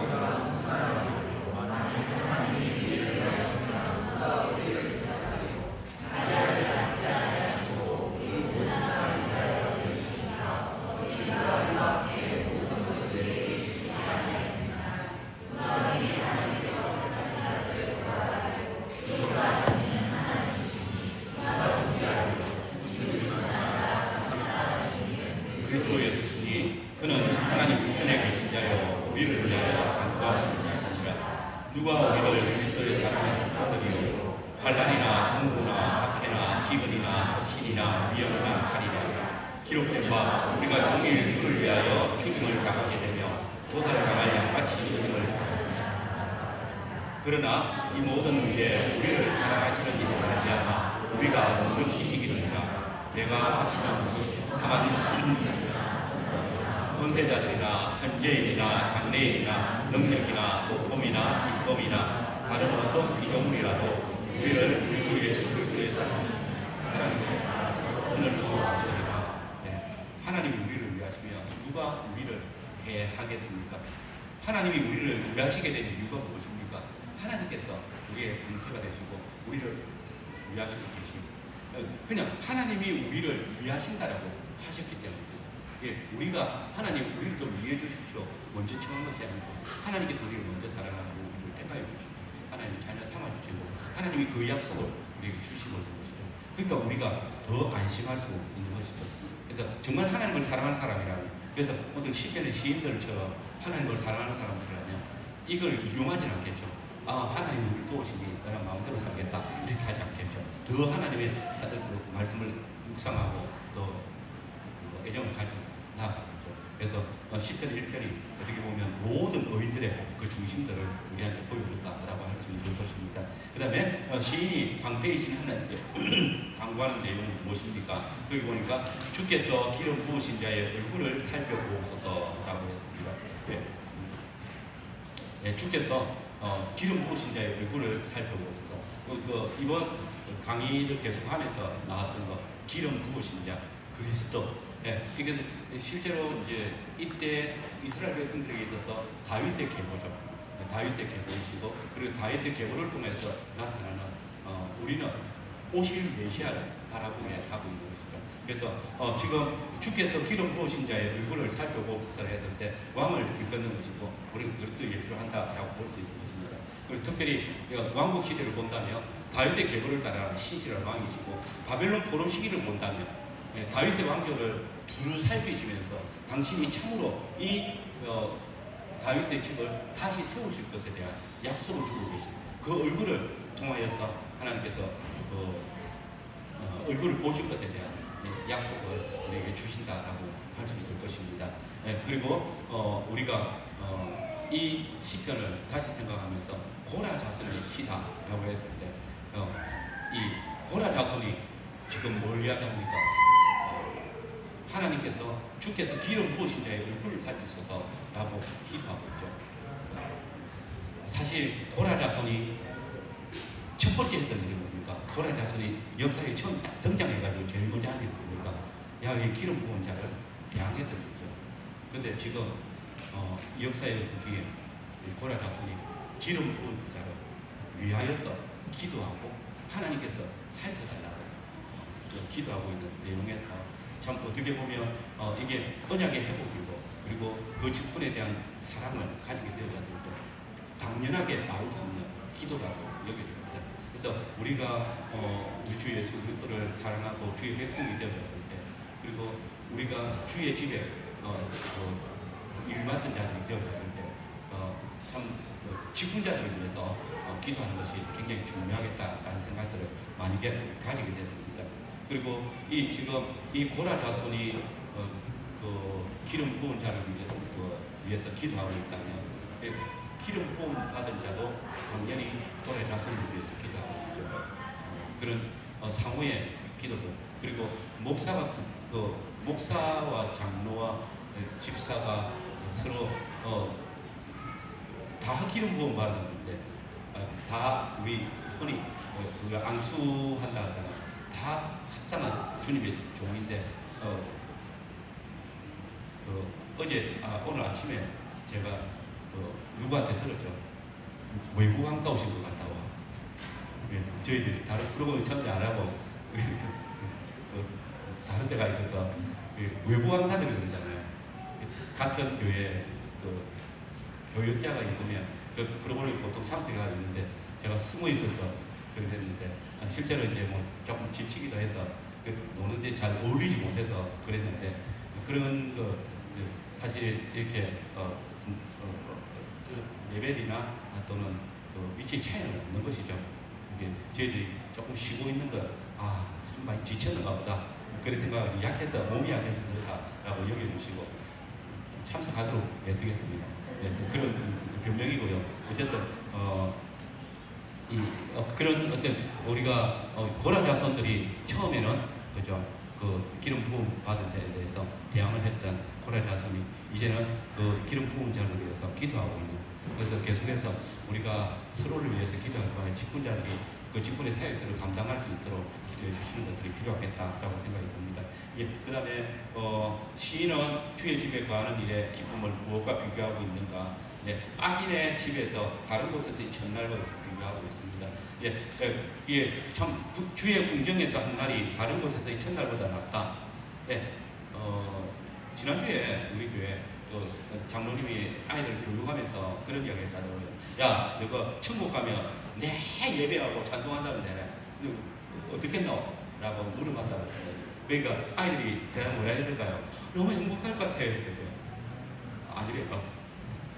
여기서 지겨할 것 같다고, 지겹다고. 조금 힘들 것 같다고, 지루할 것 같다고 했다는 거예요. 그게 과연 그럴까요? 네, 제가 이게 우리가 그 예배 시작할 때 뭐합니까? 예배 부름하잖아요. 예배 부름할 때 시편 찬송합니까? 1절이죠. 그때 오늘 이거 마치고 나면 우리 중고등부 아이들이 나와서 댄싱한다고 그래요. 근데 그거 왜 할까요? 그 노래할 때 하잖아요. 얼마나 즐거우면 그거 합니까? 우리가 노래 부를 때 너무 힘들 때 노래하기도 하겠죠. 근데 너무 즐거울 때 하잖아요. 그리고 우리가 천국을 생각할 때 한번 생각해 보세요. 여러분들이 하고 있는 일들 안 할 것 같아요. 공부 안 할 것 같아요. 모든 거 하는데 모든 게 너무 행복한 거죠. 자기가 하고 싶은 일들을 하고 있다면 너무 행복하잖아요. 그 그림들이 있다는 거죠. 너무 좋은 노래들. 그리고 내가 여러분들이 찬양의 제사를 드린다고 이야기하는데, 여러분들의 삶이 그냥 하나님께서 드려지는 제사잖아요.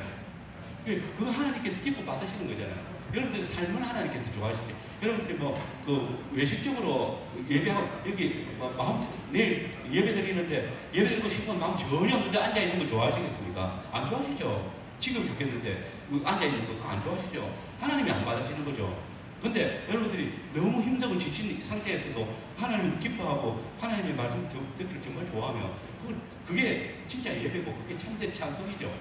그러니까 여러분들의 삶이 그러니까 천국을 자꾸 이제 이 세상하고 비교해가지고 생각을 하는데 지금 여러분들이 천국을 살고 있는 거잖아요.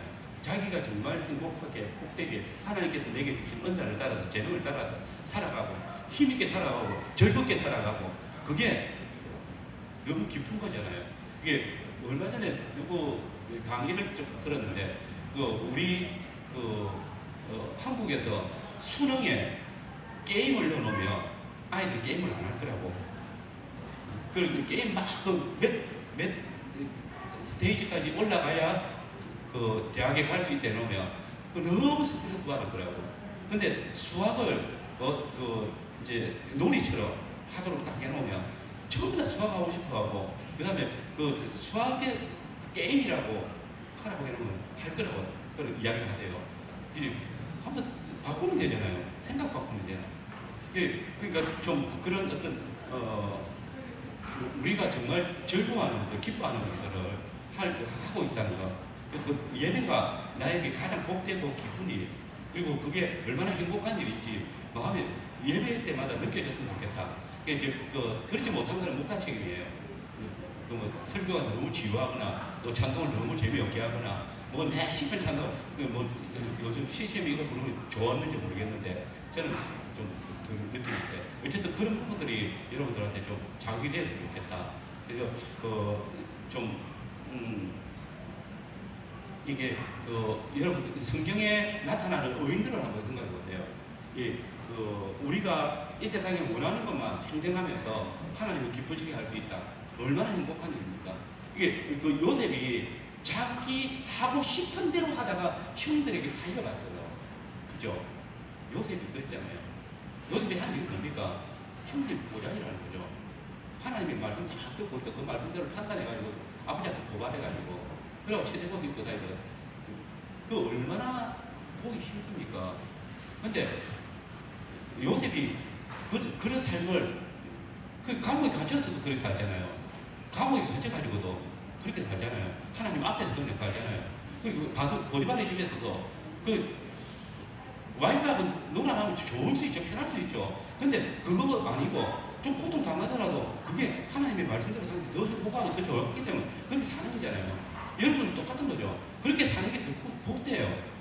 이제 좀 공부하는 것도 내가 하나님 앞에서 내가 이 공부를 통해서 어떻게 하나님께서 나에게 맡겨주신 일들을 할 것인가 이런 생각들을 가지고 공부해보면 저는 그렇게 그랬습니다만 여러분 부모를 보면서 그렇게 교육받으면 더 좋지 않겠나라는 생각이 듭니다. 어쨌든 이 주의 궁정에서 한 날이 다른 것보다 첫날보다 낫다.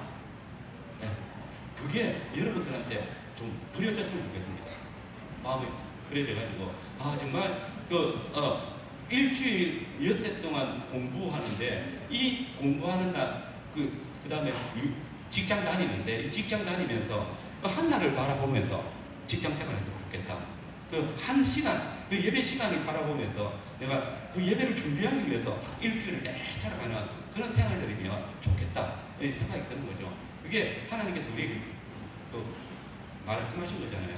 엿새 동안 힘써 네 모든 일을 할 것이나 일곱째 하라 안식하라고. 네, 안식을 예배하기 위해서 안식을 주시는데 그 예배를 위해서 안식을 주셨으니까 예배를 위해서 준비해 가면 좋겠다라는 생각이 듭니다. 이게 막 어쨌든 뭐 그런 모습들이 되어졌으면 좋겠다는 생각입니다. 예, 이렇게 마지막 이것입니다.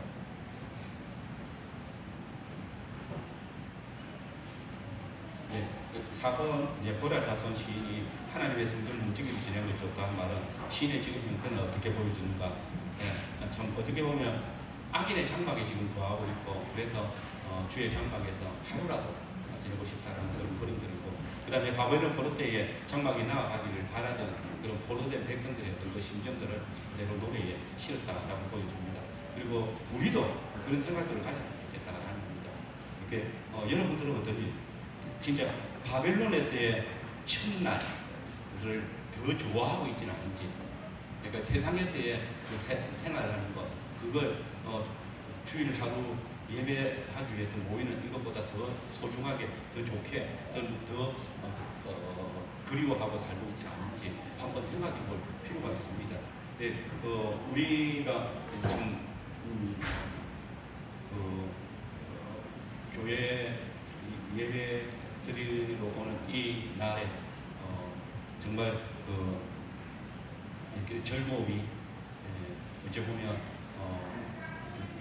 그때 이스라엘 백성들이 그 강변에 앉아가지고 다음 시간에 나오는 수금을 걸었던 일들 왜 수금을 걸었는가? 그 사람들 앞에서 노래 한번 불러주면 더 편안하게 갈 수 있는데 그 노래를 걸쳤던 이유가 무엇일까 생각해 볼 필요가 있고 내가 나의 직장 생활 또는 나의 학교 생활에서 또 내가 일상을 살면서 이 날을 준비하고 있는지 그날을 정말 소망하고 있는지 주의 공견에 들어가기를 즐거워하고 있는지를 그랬으면 좋겠다는 생각이 듭니다. 그리고 시인은 해와 방패이신 하나님이 정직히 행하는 자에게 무엇을 주신다고 노래합니까? 첫 번째는 은혜와 영화를 주시고 두 번째는 좋은 것을 아끼지 아니하실 것이다 라고 합니다. 예, 이게 약속입니다. 그죠? 정직히 행하는 자에게 정직히 행하는 자는 10편 24편에 보면 성전에 들어가는 자입니다. 야훼 성전에 거할 자가 있는 정직히 행하는 자가 그 성전에 행할 것이라고 이야기하고 있습니다. 예, 하나님의 성전에 거할 자가 누구인가? 그 사람에게 하나님께서 어떤 복을 주시는가? 은혜와 영광의 복을 주시고 좋은 것을 아끼지 않을 것이다. 사실 우리가 살아가는 인생길은 평탄하지 않을 것이죠. 그러나 하나님께서 우리가 하나님 앞에 정직히 행하며 하나님의 성전을 사모하면서 예배를 사모하면서 살아가는 사람들에게 어떤 복을 주시는지 거기에 대한 분명한 답을 여기 주셨다라고 생각이 듭니다. 6번 주를 의지하는 자의 누리는 복은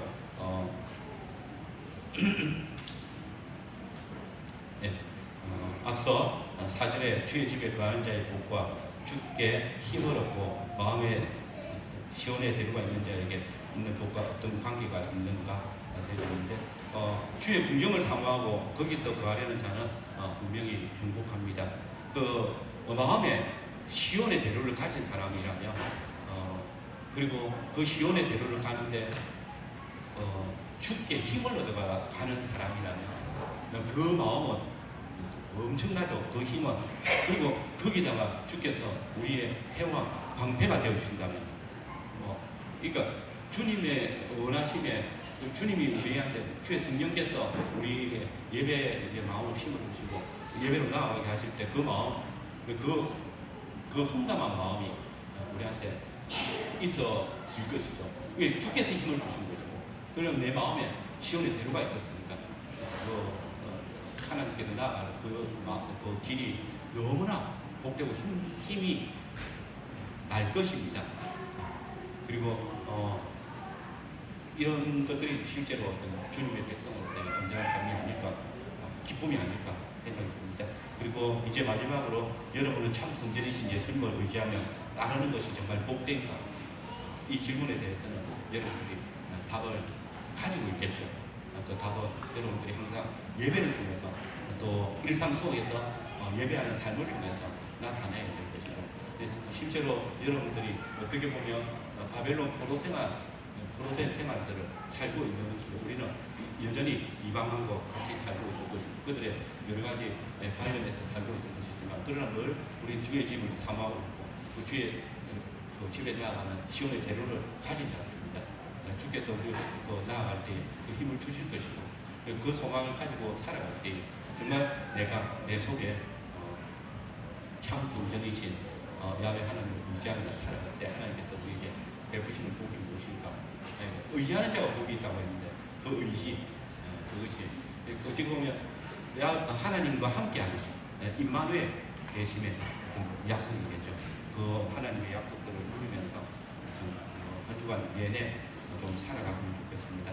그래서 우리의 그 본향이 어딘지 분명히 알고 그 본향을 향해 나아갈 때 하나님께서 우리에게 힘을 더해 주시고, 그 길은 우리가 그 대로를 가지는 것이지만 그 하나님께서 우리에게 나아갈 수 있는 길을 열어주신 것, 그리고 거기에는 우리가 나아가기에 전혀 부족함이 없도록 많은 복들을 준비하고 계신 길이라는 사실을 기억하고, 하나님께서 우리의 방패하시고 도우시는 분이시니까 도와주실 것이고, 또 우리가 그 집에 거할 때에 시편 시인이 처음 노래했던 것처럼 그 집은 정말 사랑하고 또 소망하는 사람들이라면 그 집에서 너무 행복하고 기쁠 것입니다.